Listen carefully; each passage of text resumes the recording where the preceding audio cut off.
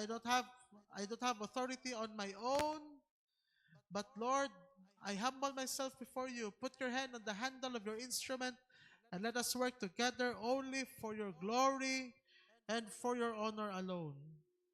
And Father, we pray that this word will be planted and will be rooted in our hearts as we give you praise and glory. In Jesus' name we pray. Amen and amen. Let's all be seated in the presence of God. And again, welcome everyone in this second Sunday of the month of November. And the title of the message today, Activated to Fight. Last, since that I started this series, I really focused. There is Acts chapter 27 and Acts chapter 28. And 2 Sundays from now, I will be preaching the last message of this series, Activate. And on December, we will proceed on the Thanksgiving series. Christmas and Thanksgiving series on December. And today, mga igsoon, now, sa ito gibasa kaganina, now Paul already, after the shipwreck that they have experienced, after sa pakaguba, sa barko nga ilang gisakyan, now they were now stranded dito sa island of Malta. And stranded sila dito for 3 months. Together po sa mga sailors nga nakauban ni Paul during that shipwreck. And we learned, mga igsoon, in the past Sundays that even your ship is being destroyed, pero kung buhay pa ka, let not your faith be drowned. Let not your faith be destroyed. Even imong ship, maybe your ship representing your family, maybe your ship representing your business, maybe your ship representing your wealth. Pwede pa hinahin ka, my bro? Thank you. Maybe your ship representing your business, your wealth, your work, your studies, your occupation, your profession, everything that God has entrusted to you. Even though ka maguba ka na, but don't let your faith be drowned. Apan, we are being encouraged 2 Sundays ago, but instead of having discouragement, instead of having nga mga kaluyahon because of the situation nga itong ginatubang, we are being encouraged to activate fire. In spite nga doon ay mga kabugnaw kang ipabate, and I pray, mga igsoon, even after sa typhoon niya itong last Tuesday, I prayed for you nga walay magmaluya ninyo. I prayed for you nga walay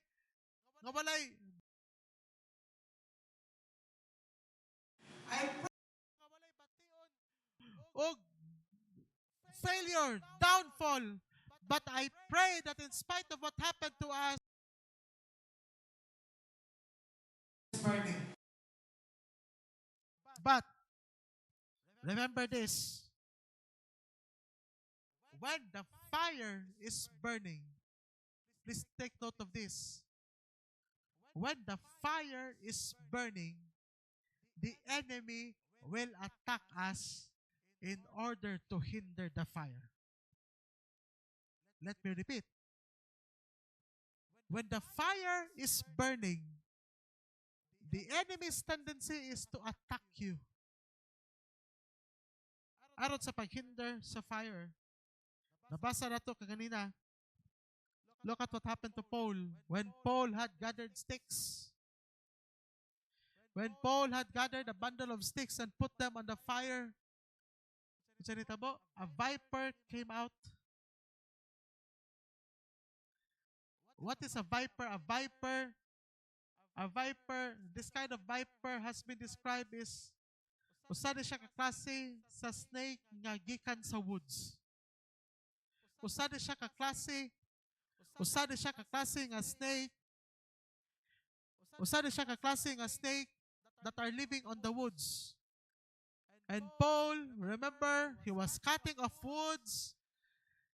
He was gathering sticks.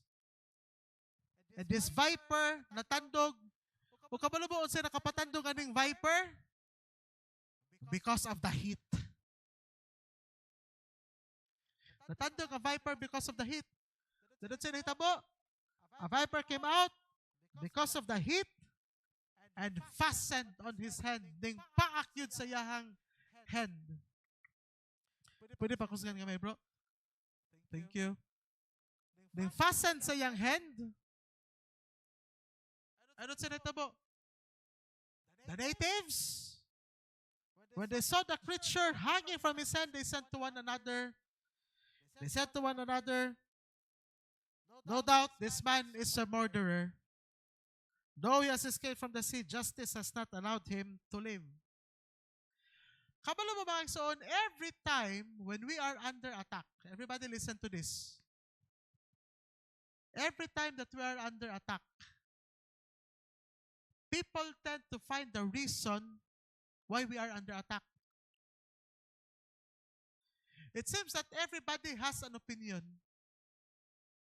Especially kung ikaw, ako nasa crisis, o sa tendency, ang almost na ng tao nga nagpalibot nato na opinion. Almost na ng tao na ikasulti. If we are under attack. But kung sila may under attack, wala sila ikasulti, kita na po yung ikasulti. Everybody has an opinion when we are under attack. Danon sa paginita mo. Verse 6. Verse 5, however, si Paul, he shook off the viper, and they were waiting for him to swell up. They were waiting for him to die. In reality, kung na po ng mga tao, makaigsoon nga nagpalibot na to, when we are under attack, na po yung mga tao nga nag-expect na to that we will not succeed. Na po yung mga tao nga mag-expect na to that we will fail. Na po yung mga tao nga mag-expect na to that we will be in a total downfall. But going back to the story, when Paul, yan ang gishake off ang snake, wala siya namatay, wala siya nautsa, then they changed their minds. Nabutin silang mind, he was a God. Dali na dahil na-change sila mind. Ano yung reality mga igsoon? Cebu, naigo sa typhoon, Visayas naigo sa typhoon, na yung mga tao sa Luzon, na yung mga tao sa Mindanao, na yung mga opinion. Mauning Cebu, maugyon ni. Dahil sabi ito, magsamata ka Cebu, sulay lang mo patong diri, patay gid mo na mo. Sulay lang patong diri Cebu, mabakbakan gid mo na mo. A lot of opinion. Then mga opinions may change. Morning nga, dapat nato mga igsoon, we have to cling on the Word of God that never changes. Amen ba? Maramag nabugnaw. Ang uban ninyo, nagduka-duka naman. Hello! Ang uban ninyo, nabugnaw man. We have to cling on the Word that never changes. Because only the Word of God never change. Kung na ganun magduka-duka karon, bantay lang yun mo. Praise God. Let's continue mga igsoon. The devil attacks. When there is a fire, when our faith is activated by the fire, the devil attacks. And you know what? This kind of attack ang gina-describe dire, it is an attack from the outside, not from the inside. The devil attacks even from the outside. Kabalot ta mga igsoon that we have been set free from the bondage of sin. Kita kaniadto mga igsoon sa diya nga wala pa ta ni Kristohanon, sa diya nga wala pa ta na delivered ang gahom sa kasalanan and even ang gahom sa kangit-ngit naa diya nagpuyo sa tua, and once kasi Kristo nagpuyo diya sa imuha, the devil has been cast out gikan sa tua. But the devil is still attacking. Some of you have experienced deliverance. Some of you have experienced such kind of demonic bondage, and when that time the Lord has set you free, the devil is not inside already of you, but the devil is still attacking you from the outside. Mo na ginatawag nga outside attack. Can you imagine, mga igsoon, a viper just came out. A viper just came out. It is not coming from within. A viper came out, then nakatak ni Apostle Paul. You know what, mga igsoon? Even though ka mupadayon ka nga mula hutay sa imong Kristohanon kinabuhi, even though ka mupadayon ka sa pagiging on fire na sa Ginoo, the devil will come out. Why? He will come out because he will attack you for no reason at all. Mama na nature sa kaaway. He will attack you for no reason at all. Nagingon diya sa John chapter 10 verse 10, the thief comes to steal, to kill, and to destroy, but I have come that you might have life and have it abundantly. The devil needs no reason for him to attack you. Because that's the nature of the devil, to attack you. Kabalo ba, mga igsoon, what are these kinds of attack what's happening ang klase na mga attack nga from the outside? Kabalo ba, mga igsoon, the devil, again, let me repeat, the devil is not already on the inside. O kabalo mo, when the devil is not already on the inside, even the devil will deceive you. Even the devil will deceive you that he is still inside.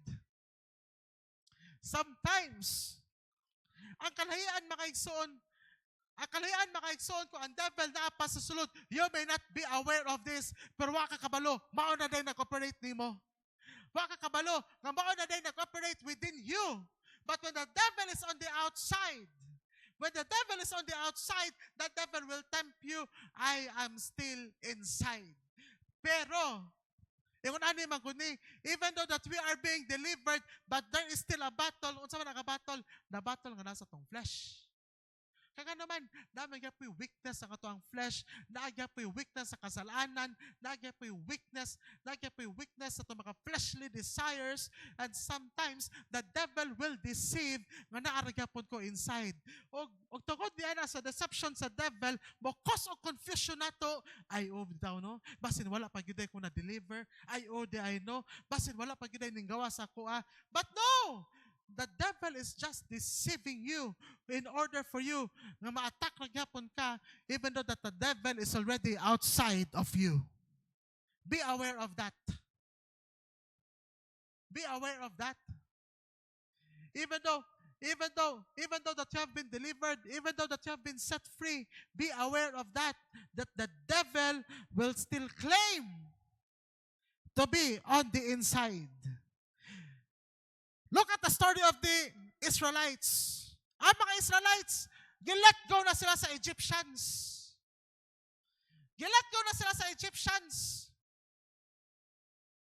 After the 10 plagues, the Lord has already set them free from the slavery of Egyptians. Pero unsay nahitabo, on their way to the Red Sea, gisigi gihapon sila gukod sa Egyptians. Why? Aron ang Egyptians magbutang silang mind that they are still their slaves. Magbutang sa mga Israelites, slaves ra gihapon sa Egyptians, mao na mga Egyptians magsigi og gukod sa mga Israelites. O mao na nga ang kaaway magsige gukod nimo, kaya kaaway magsige receive nimo nga slave ra gihapon ka, nga sa tinud-anay you have been set free by the blood of Jesus.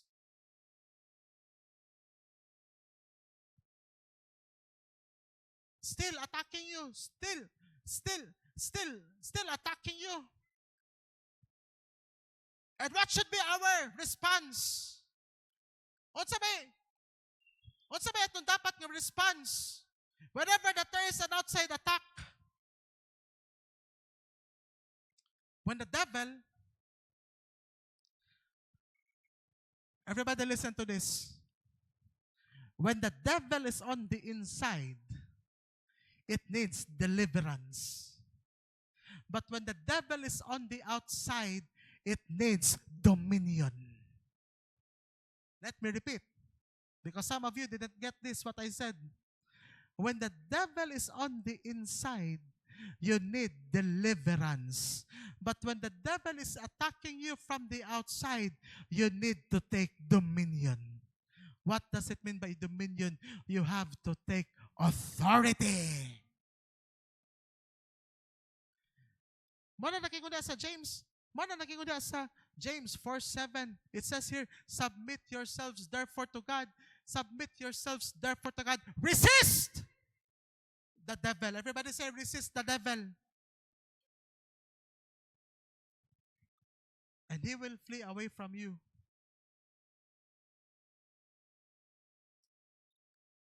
Kano sa mo palayo ang devil nimo? Hello? Kano sa mo palayo ang devil nimo? When you submit and resist. Kung hindi mo i-resist, ay nalang pag-expect ang yawa mo palayo nimo. And when you resist the devil, he will flee from you.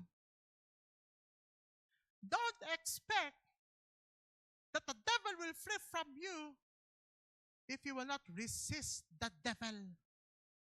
Ang problema mga igsoon nga ang yawa magsige po nagsabok-sabok nimo nga balik-balik ka sabok. Maybe you did not resist the devil. Second mga igsoon, gather sticks. Gather sticks to keep the fire burning instead of seeking snakes.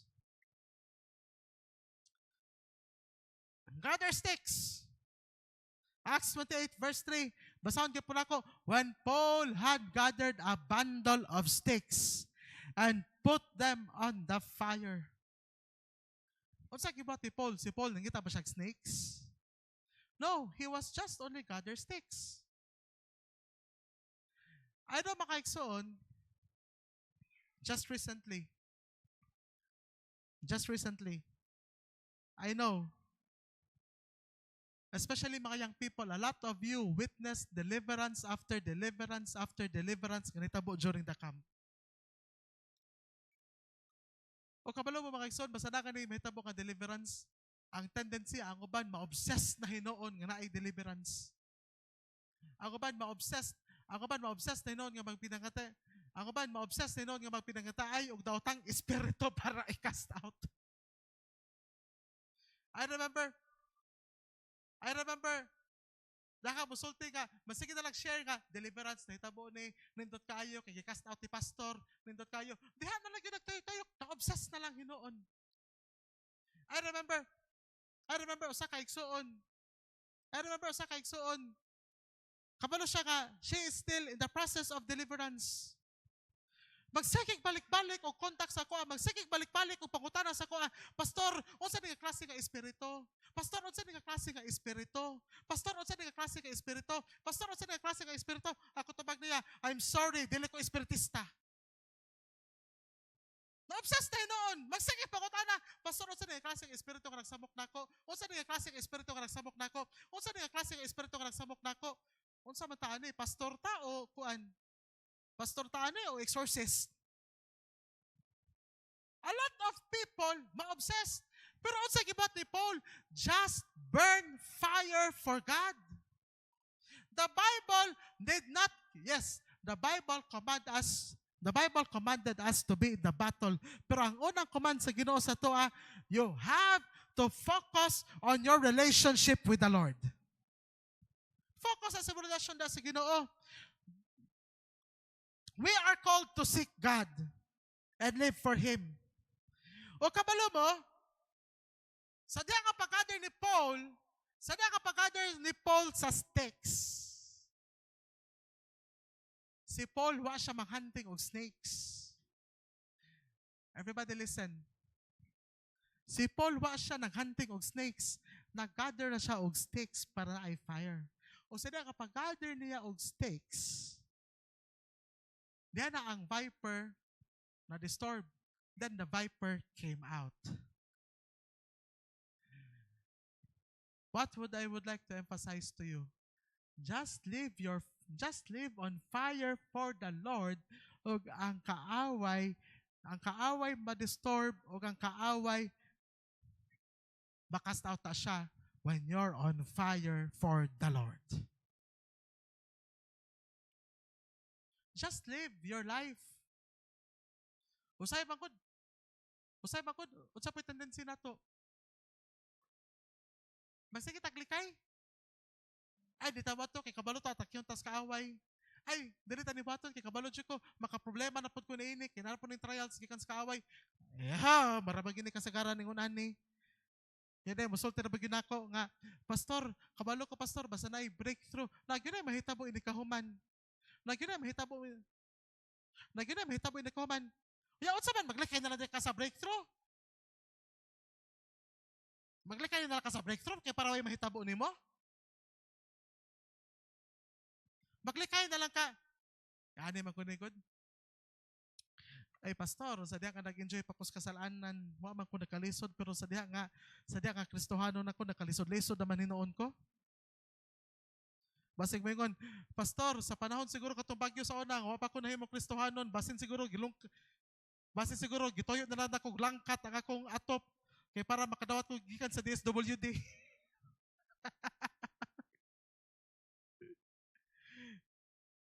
Ya karon nagbagyo ko sab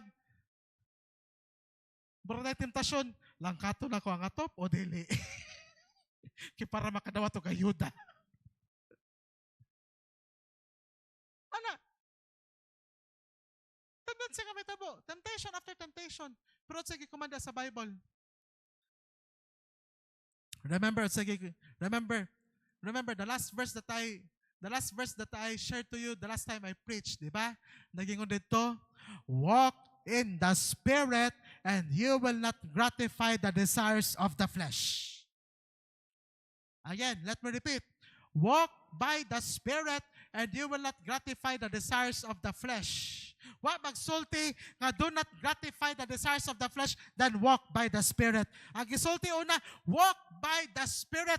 Unaha ang imong relasyon diya sa Ginoo, unaha ang imong devotion diya sa Ginoo, unaha ang imong pagka-on fire diha sa Ginoo, o even nga unsa pa ng weakness nga naan nimo, di ka na makabuntog against nimo.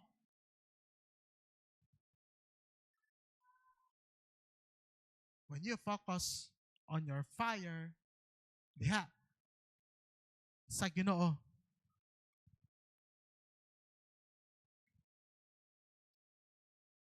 Stop digging up things that are not right.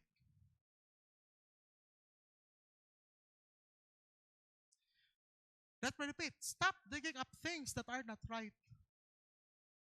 Kining, wala ni pinimhitabo. Labi na sa church, na mga tao nga magsige pagitag unsay sayop nga nasa church. Na mga tao magsige pagitag unsay sayop sa mga tao, na mga tao nga magsige pagitag unsay sayop sa pastor. Makakitag sayop dire, ay di ko diya, mubalhin na laglaing simbahan. Mubalhin na laglaing simbahan. Nakakita na po laing sayop, ay balhin na po laing simbahan.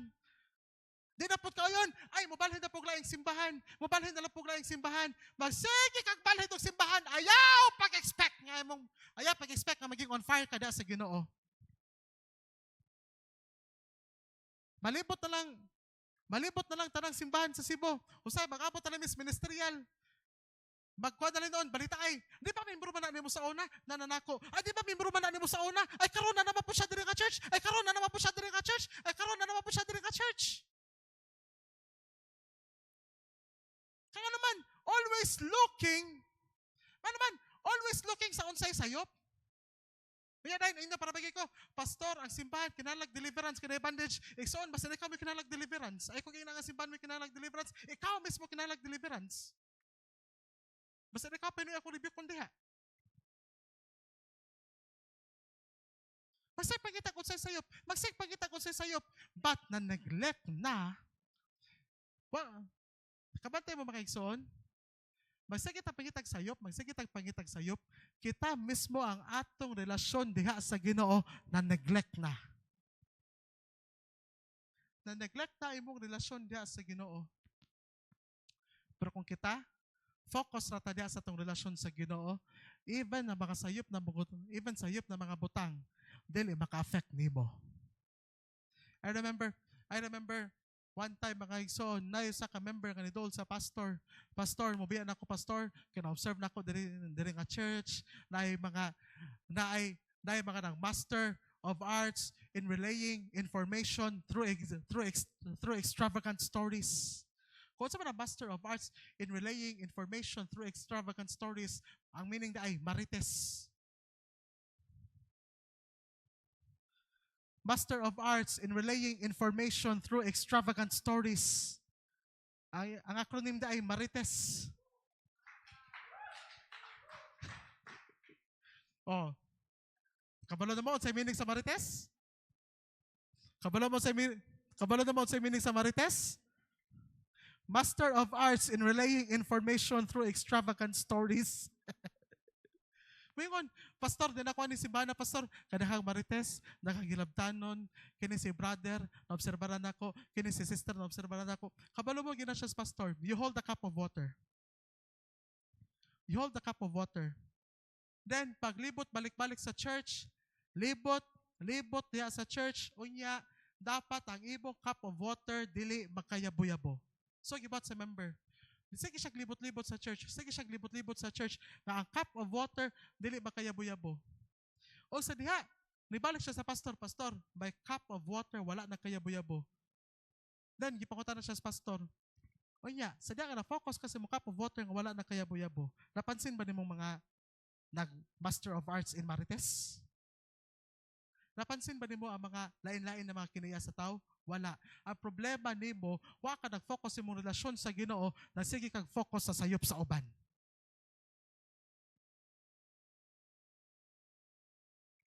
Nya kabalo mo unsay tendency niya na ka magsige ka og focus sa sayop sa uban? I'm sorry but medyo ning kwan ko gamay, but I have to teach this. I have to teach this because some of us needs to be corrected on this. Bantaye. Kung magsige na tagtanaw sa sayop sa uban, magsige tag-justify sa kagalingon, let me tell you the danger that you are enjoying already, the sin of self-righteousness.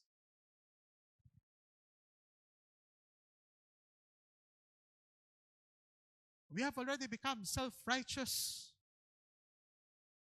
And God hates self-righteous. Basin sa maraka sa usa ka Pharisee o sa tax collector nga example sa story ni Ginoong Jesus. Both of them went to prayer. Ang Pharisee nagpray, Ginoo, salamat ko Ginoo kay naghatag ko sa kong tithes. Salamat ko Ginoo kay mao ni akong gibuhat. Pasalamat ko Ginoo kay nagmatinud-anon ko nimo. Salamat ko Ginoo kay dili ko sama ni ini nga tax collector. Pero ang tax collector nagampo ra gyud siya. Ginoo, I humble myself before you and I need your mercy. Kakit sa ka prayer ang gi-honor sa Ginoo. Ang tax collector.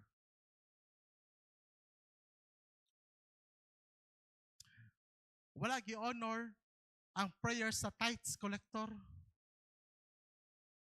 Kaya ang tendency, kini mga tithes collector, mura pag ninog self-righteous kaysa tax collector. O sa mga tithes collector, kanang tendency ba, kananasod sa simbahan,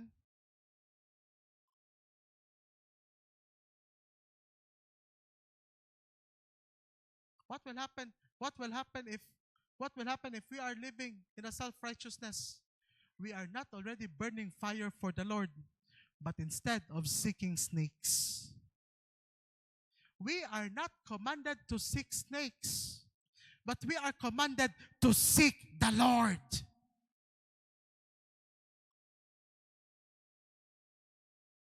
Okay, when you seek snakes, ang imong gipangita, you are seeking Satan already, not the Lord. And there's a great warning for that. Next, mga igsoon, kini, I really have to teach you on this. Okay, this is a tendency This is a tendency whenever there is an attack. Third, the devil gets access through agreement with lies.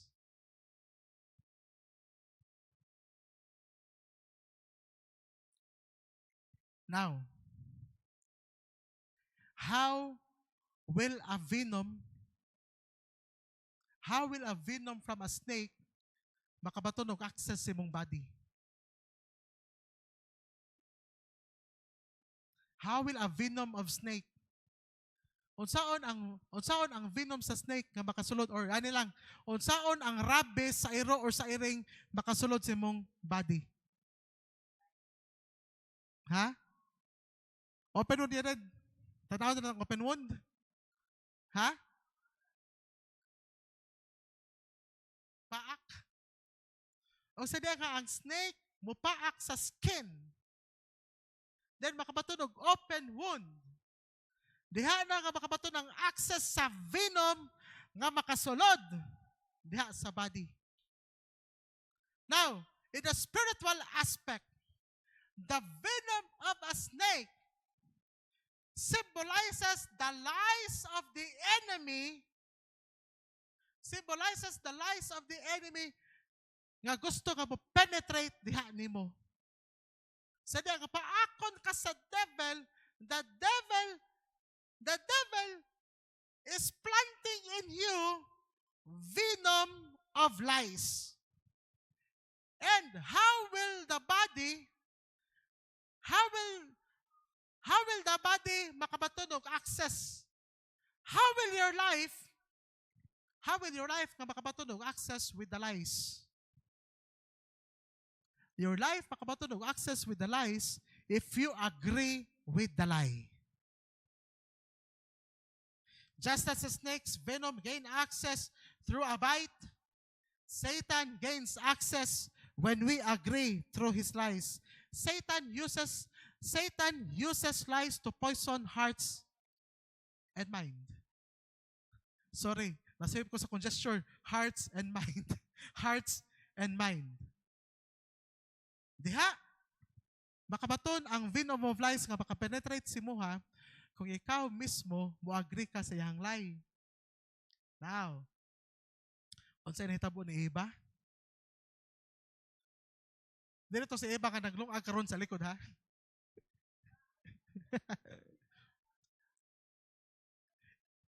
Eva siya. Okay. Unsay nahitabo ni Eva? Si Eve. Asa na catch ang iyang attention? Nadala na siya sa lie, sa enemy. Is it really true that you will become like God? Aha. Is it true that you will become like God when you eat of the fruit? Then, gidala na siya sa kaaway. Tanawa ang fruit, di ba unsa kalami? Tanawa ang fruit, unsa kalami?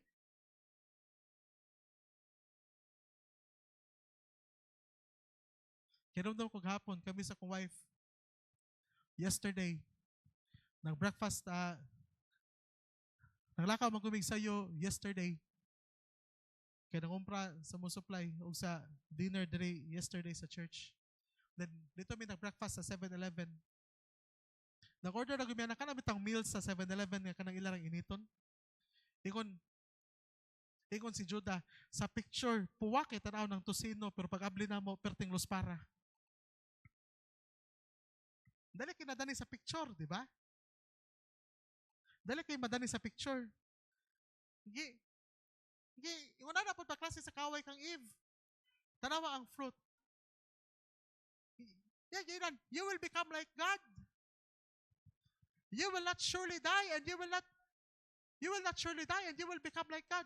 Then, si Eve, nadara siya, nagtanaw sa prutas. Dito na ang venom of lie. Serpent sa biyato'y nagkuha niya, serpent sa biyato'y nagtempt niya. Dito ko niyato, ang venom of lie, nagkatap na kang Eve, and sin reign in the human race when Adam sinned. Satan uses lies to poison our hearts and our minds. Look at si Judas. Si Judas, pakaiso na siya weakness when it comes sa money. Si Judas, siya ang collector, siya ang treasurer. Siya ang treasurer sa ministry in the 12 disciples at the time with Jesus. Maybe a lot of times kadaghan sila disagreement with Christ because of money. Kung sa nitabo, sa diha, nga, nangita na, abang high priest, o sa pagdakop si Christ, then Satan entered into Judas called Iscariot, who was the number of the 12. And he went away and conferred with the priests and officers how he might betray him to them. Satan entered the heart of Judas. But before na kanahitabo, kabalo na ang yawa nga si Judas naa siya'y anomalia. Na siya'y anomalia. Dapat siya insertion sa budget. Dapat siya flood control project. Kaya naman, saya pagka-kolektor, unsa pa'y gusto niya, iniguman og dawat sa kwarta. Asa padulong ang kwarta?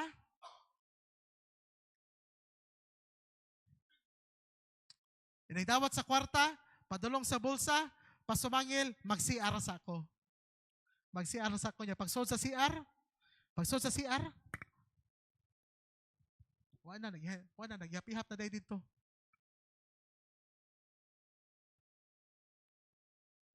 Then, siguro nakapagi nga si Satan nakasud kang Judas. One instance, mga igsoon. When Mary broke the alabaster jar. When Mary broke the alabaster jar, lingon si Judas, kasayang.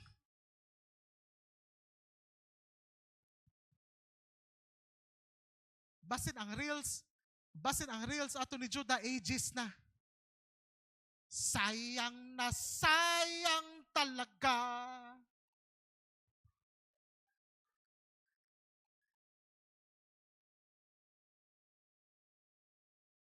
Na-ages na. Sayang. Ingon, kasayang sa kwarta. Kung kining ointment, kung nabaligya pa lang nito 300 dinari, o gihatag pa lang ito mga pobre. Pero si Judas, he said this not because he cared for the poor, but because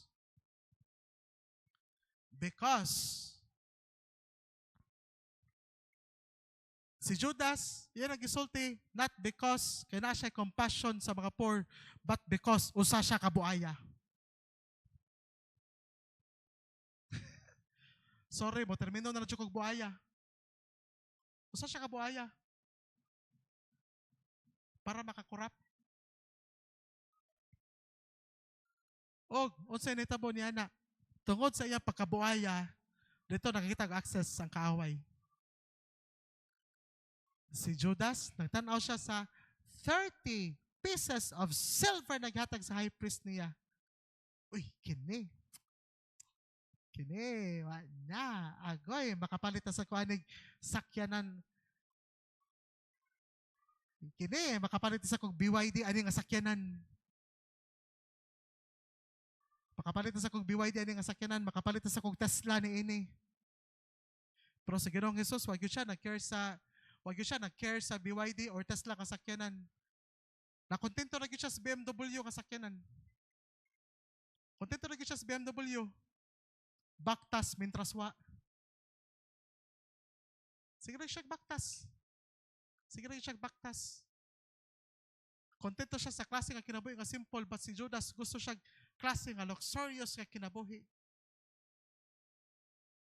But mao'y nakapadestroy ni Judas.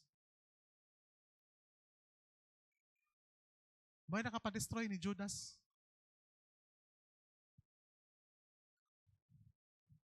Ingunanin ni siya makiksoon. Don't let our thoughts be in agreement with the enemy. Don't let our thoughts be in agreement with lies. Don't let our thoughts be in agreement with lies, accusations, fear, confusion. Kini, kabalo ko, daka nagdahita mo gabi, kini, this week, panic. Kini, panic. Daka ka panic buying. Daka po ka panic, pero why buying? Kini, panic, bitterness, offenses, unforgiveness, pride, rebellion, control, manipulation, and doubt. If we come to agreement with those, that will destroy your life, just like a venom that will poison your body. Kini, bantayi. Let me repeat. Bantayi ni mga igsoon. Don't let our thoughts be in agreement with the enemy with this.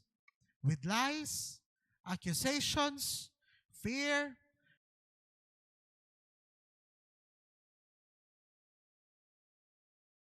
unforgiveness, pride, rebellion, control, manipulation, and doubt. Kaya sa diya ka mag-agree ka ni ini, Satan wala ba na-access sa mong life? Kini bitaw makik-agree ka ning, kini po, bantayon nun po ni. Kana makik-agree ka sa mga nag-eskwela o Master of Arts in relaying information through extravagant stories. Kaya makik-agree ka na nila. Ibis nga limpyo tayo mong nahuna, bitaw no. Nakawitness mo sa kuwanan niya sa una, kaya una na siya. Ako waka kabalo. Ikaw mismo, napasahan na ka sa lason. Gikans mga nagmarites. Kung sa nga mag-Greek ka ni Ana, ay na lang pag-expect that you will live, but your life will be distracted. Fourth, fighting the spiritual warfare is different from surviving life's storm. We should distinguish. Kinahanglan nila to i-determine. Unsa ba akong gatubang? Storm pa ba ni sa kinabuhi or spiritual warfare na ni? Because a lot of us have failed in this because wala na to ma-realize spiritual warfare na day ni. Wala na to ma-realize nga katuota nga trials ni sa kinabuhi, katuota nga normal na din ng mga trials nga mabot sa to kinabuhi. And then we tend to fail. We tend to fail ang spiritual warfare na ni, and we fail to fight. Now, dakag nagingon. Let me tell you, dakag nagingon. Ay, sige lang ko kay normal man gyud na.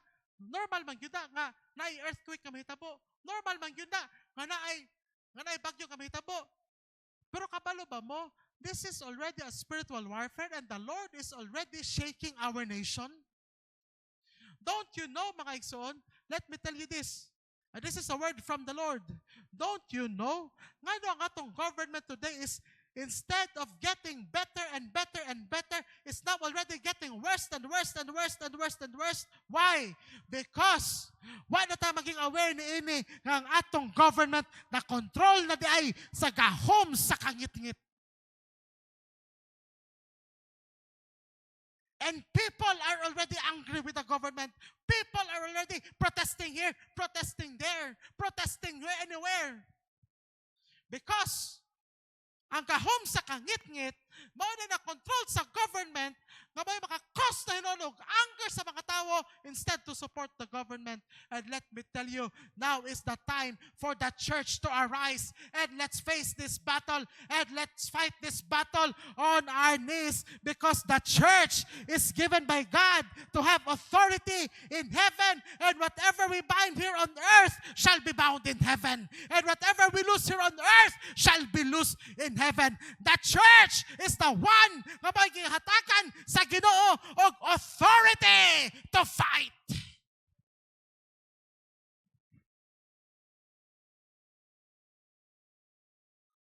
But sometimes We don't know how to fight. Kaya sometimes, ginadil ra na to. O sige lang, apil na ta. Sige lang, apil na ta sa protesta.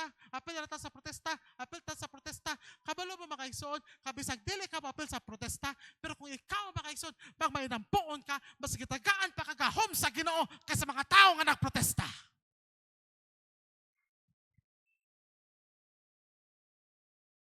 Na-remember ka,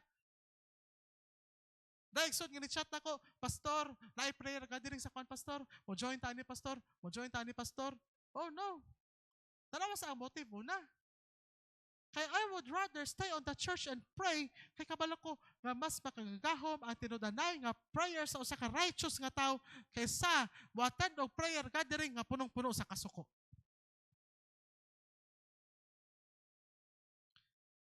Now, when it comes to storm,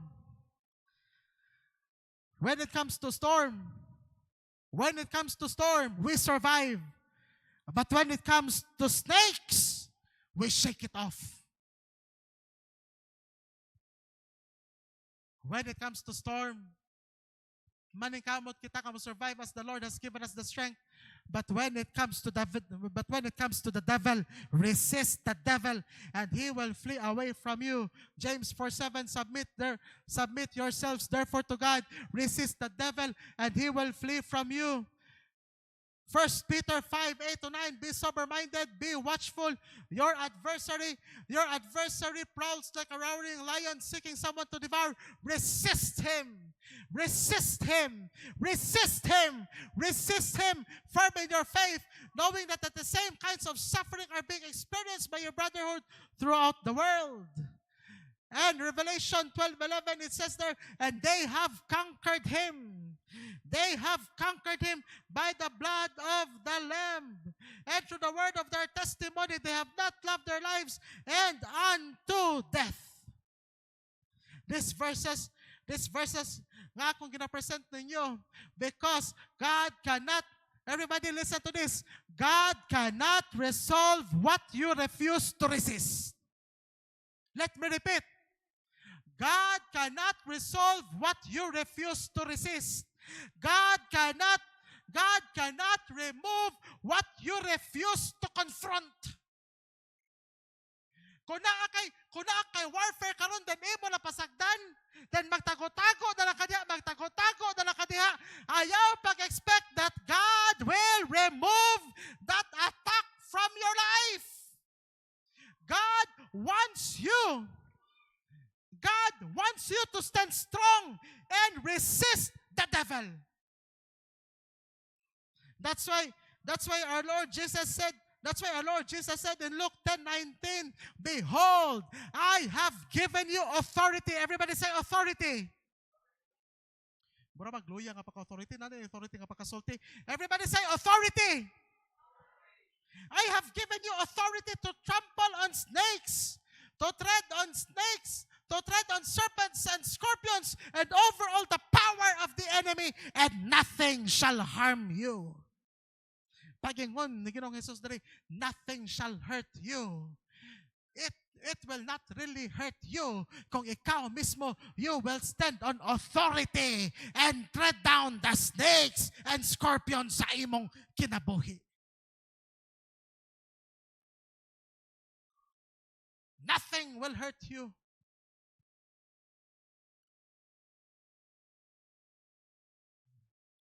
This is already the season. This is already the season that God wants to develop us as a warrior. Nay, mga tao nga madol ako, maghilak-hilak madol sa kuha. Nga naman karon, nga na-deliver naman utak ko ni ini nga bandage. Nga naman nga di ba ko kalikay ni ini. Nga naman nga yatake gapon ko sa fear. Nga naman nga yatake gapon ko sa anxiety. Remember this. The Lord delivered you from bondage, but the Lord has not delivered you from battle.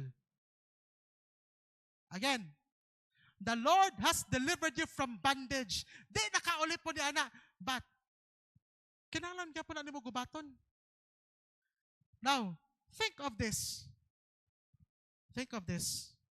Ang mga Israelites, gipagawa sila gikan sa Egyptians, they were being freed. They were being freed from the slavery of Egypt. But pagsud nila sa promised land, ginan sila sa Ginoo, they have to drive out all the inhabitants sa promised land. Gideliver sila sa Ginoo gikan sa slavery sa Egypt. But ang gusto sa Ginoo, they have to become warriors kay sila mismo maay mo drive out sa mga giants na nasa promised land. Ang problema nato, magsigitagingon, gideliver naman unta ko. Nakampo naman ninuon ko nga nga luwason ko gikan sa Ginoo niini. But let me tell you this, God has called you to become a warrior. O kinahanglan, ikaw mismo ang mo conquer against niini. Sickness imong body. Nakantos baka kawadon. Sige ra kag antos sa kawaton, sige ra kag antos sa kalogi. Remember, God has called you to fight against the spirit of lack. Declare that in your mouth. You have to stand against it. You are being delivered. You are being delivered from a demon of bondage, but you are not delivered from a battle. And the attack, let me repeat this again and again. The attack will not leave you unless you resist it. Again, let me repeat. God cannot remove an attack what you refuse to exist. And God cannot remove problems what you refuse to confront. Ano man, unsa man nitabo ni Apostle Paul? Sadya ka gipaak siya sa viper. Yan na ba si Apostle Paul? Oh, grabe naman lang yun mo. Nalunod pa kani ang barko, naguba pa kani ang barko, gutom pa kani kaayo, bugnaw pa kani kaayo. Lisod pa kani kayo kinabuhi. Ngano ni atak pamagyud kanako? Pero sa gibot ni Apostle Paul, iyarang gi-shake off ang snake.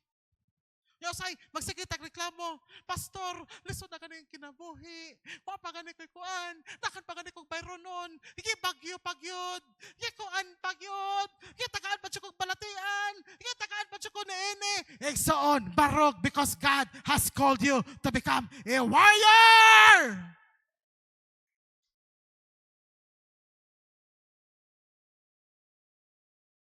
And you cannot experience victory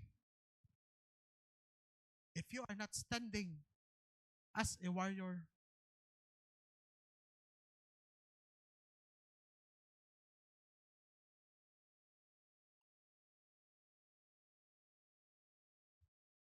Napakasakalisod. Napakasatak. Unya, dayon, makadungog pa kag istorya sa imong family. Paras ko na nikot. Sadya kasi Paul nga gipaak siya sa viper. Daka kay istorya. Kini siguro murderer ni siya pero wala siya mamatay sa storm. Tinod man gyud si Paul, murderer siya before nahimo siyang Kristohanon. He was a persecutor before siya nahimong Kristohanon. But si Paul nagtagad ba siya ana ng mga istorya? Iya nakasatak, napag-istoryas mga tao, napag-istoryas sa mga members sa family nga nangaway nimo, nga mag-expect nimo nga sige lang ma-fail gyud ka, sige lang mamatay gyud ka. What will happen if makadungog tanan ng mga accusations? And lastly, mo ni dapat atong i-control. Mo ni dapat atong i-control. We have to control our inputs. We have to control our inputs and decide on our output. Let me repeat. We have to control our inputs, then decide on our output.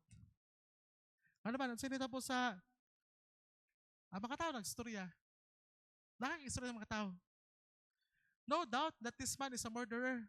Though he has escaped from the sea, justice has not allowed him to live. Yeah, kinibitang mga tao nga, kinibitang under attack ka. Unsa ka sa kanang judgments mga tao? Kini siguro tawhana. Kini siguro tawhana, salbahe siguro ning tawhana. Kini siguro tawhana, duplikara siguro ning tawhana. Kini siguro tawhana. Yawa gyud ning tawhana, yawa. Ya magawas pa tanang balikas. Mani dito po ni Paul. Pero kana iya bang gi-input sa iyang mind unsay istoryas mga tao? Kabalo mo, unsay istoryas ubang mga tao, makapaluya na Hinuo na nimo. Mo na better, ayaw na nag-entertain na mga istoryas mga tao, kay di gyud na makapaluya nimo, but instead, unsa may dapat ibutang sa atong mind? Unsay dapat ibutang sa atong mind? Instead, we have, sabi ni David, I have stored up your word in my heart so that I might not sin against you. Mabitaw ka nangingon pod si, that's why the Lord said to Joshua, this book of the law shall not depart of your mouth, and you shall meditate on it day and night. Then you will make your way prosperous, then you will have good success. Let the word, kabalo mo makigsoon, ang atong ears, remember this, ang atong ears are the open gates of the truth. Tayo ba ngayon, your eyes are the window of your soul. Your ears are the open gates of the truth. Yan ay napimingon, your nose is the fire exit. Ha? Fire exit? Sure diha. Be mindful of your ears. Your ear is the open gate of the truth and of the lies. Pabitaw ka nangingon diri.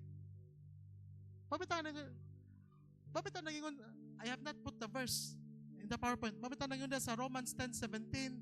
You shall, how can they know the truth? How can they know the truth unless somebody preach to them? Control your ears. Unsay imong gipaminaw?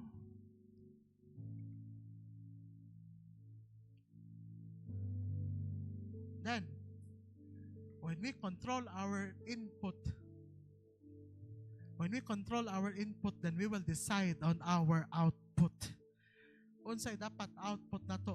We have to decide the output by declaring the Word of God.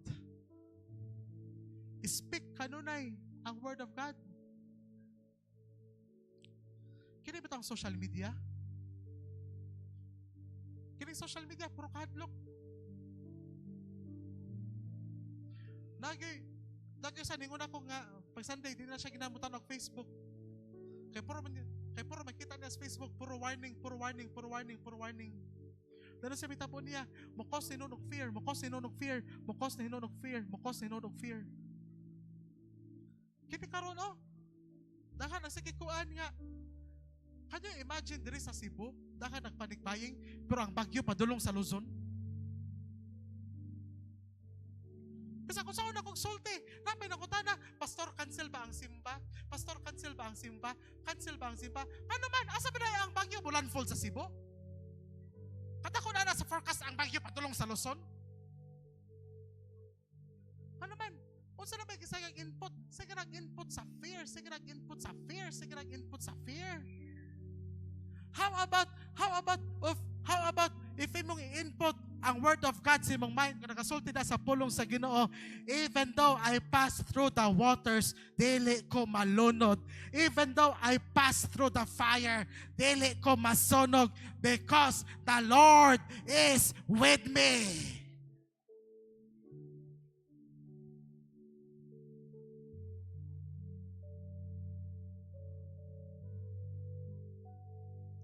Sakig input sa mind. Sakig input sa mind. Malugi ko kay Bagyo, malugi ko kay Linog. Malugi ko kay Maoni. Mamatay ko ni ini. Mamatay na ko ni ini. Mamatay na ko.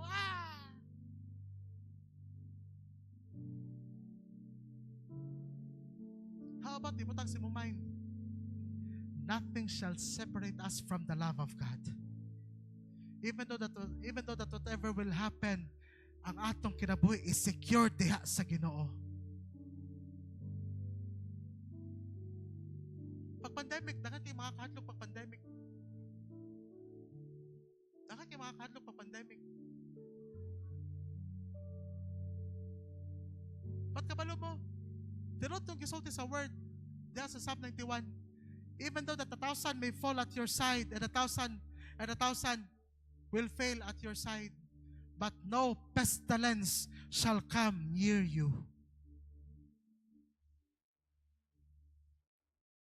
Input. Then decide on your output. Kagabi kabalo ko gabi, dagan na po nagpanik-paying gabi Kaya puro nakahadlok. Puro nakahadlok. Ayan at sa iyo nga, di ta makandam. Pero lisod na ko ang fear. Mao'y nasik patigbabaw sa imuha.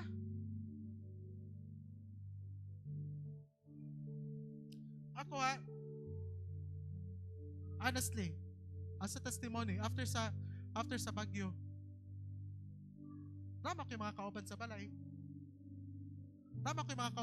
Kinaman sa lang Christian, and then kanabito na pong ubang borders.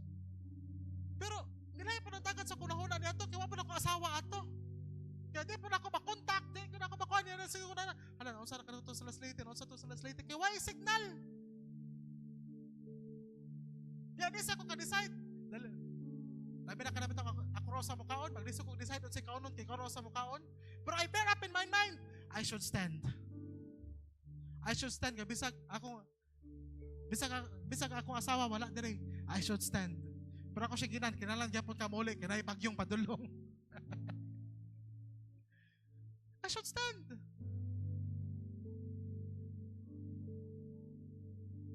Last verse that I would like to share to you.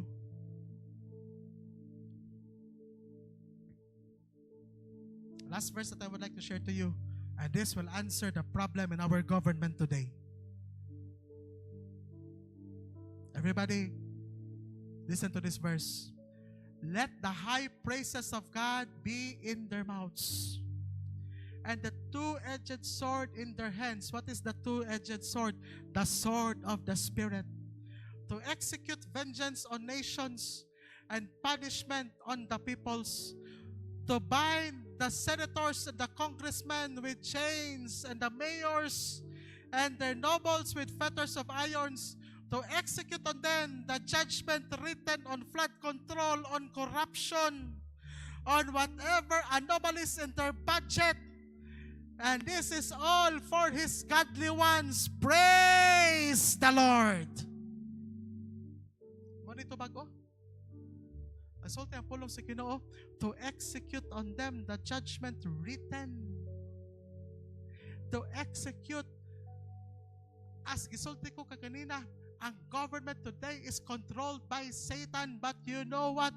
When you hold the sword in your hands, which is the Word of God. And nakikundya, let the praises of God be on their throats. O diha, busolte Pahinoon ko, louder!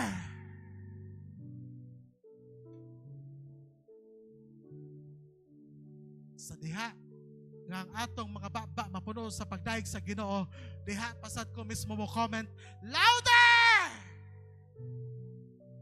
Because when your praises goes louder, God will execute His judgment.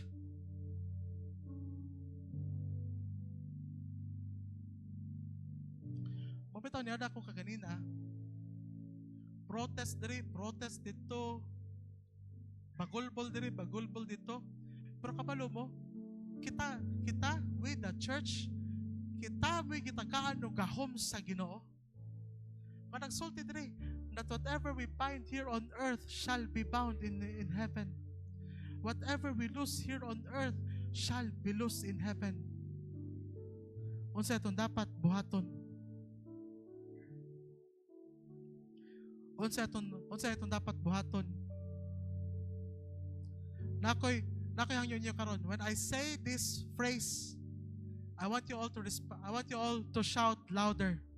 Okay? When I say this phrase, I want you all to shout louder. This is what we will do. Praise the Lord. Why ni response? Wa gyud mo, pilde gyud mo.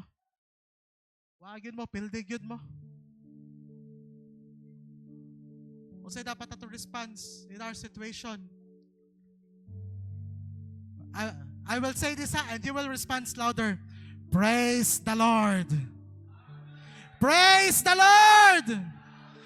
Praise the Lord.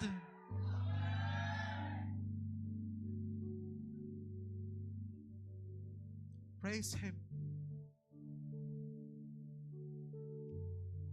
Shake off the snake.